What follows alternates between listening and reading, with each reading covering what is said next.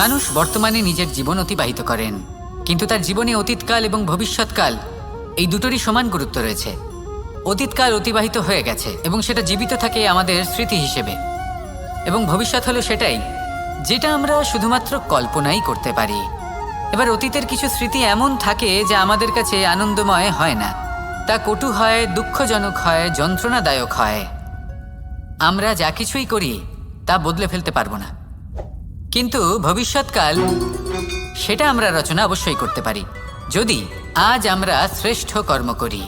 যদি আজকের এই দিনটা আমরা আনন্দের সাথে অতিবাহিত করি, সুখের সাথে অতিবাহিত করি, এক একটা মুহূর্ত আমরা আনন্দ এবং ভালোবাসার সাথে অতিবাহিত করি, আপনার আজকের এই কর্ম আপনার ভবিষ্যৎ নির্ধারণ করবে।